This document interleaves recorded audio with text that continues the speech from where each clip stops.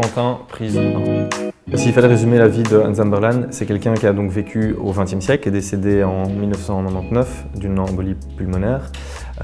Et donc c'est quelqu'un qui a pesé jusqu'à 150 kg, qui a évidemment beaucoup souffert de ces problèmes-là, et qui a même vécu 5 ans dans son studio avec son bébé, cloîtré chez elle, parce qu'elle ne supportait plus le regard des autres. Elle ressentait beaucoup trop de mépris dès qu'elle sortait de chez elle.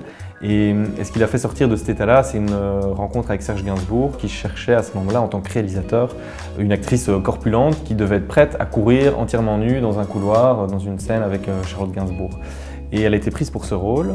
Et à partir du moment où elle a accepté non seulement d'abord d'être toute nue devant Serge Gainsbourg pendant le casting, mais en plus elle allait être après devant la caméra et donc se retrouver dans tous les cinémas de France dans cet état-là, c'était pour elle un énorme déclic. Et donc elle a lancé une ligne de vêtements, elle a lancé des défilés de mode, elle a lancé une association, donc elle était vraiment sur tous les fronts. Hans Zimberman a créé le terme grossophobie en écrivant un bouquin, son deuxième et son dernier, qui s'appelle Coup de gueule contre la grossophobie. Le terme n'avait jamais été utilisé et qu'elle définit en fait comme l'aversion que peuvent avoir les gens envers les personnes corpulentes sans essayer de comprendre ce qui les amène à être dans cet état physique. Début 2017, il y a une femme de, je pense, 35 ans qui a sorti un bouquin qui s'appelle On ne n'est pas grosse.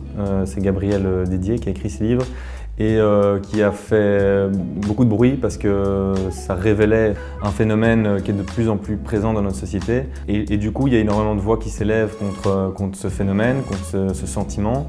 Et c'est d'autant plus actuel qu'aujourd'hui, on se rend bien compte qu'on est dans une société, dans un monde où beaucoup de gens souffrent de surpoids. Et sans doute, et c'est ce qu'on essaye de démontrer, en tout cas d'expliquer dans notre dossier, sans doute que de plus en plus de gens vont souffrir de surpoids parce que pour toutes sortes de raisons, toutes sortes de paramètres, on est amené en fait à grossir, on se sédentarise, on est exposé à toutes sortes de produits qui contiennent beaucoup trop de sucre ou beaucoup trop de graisse.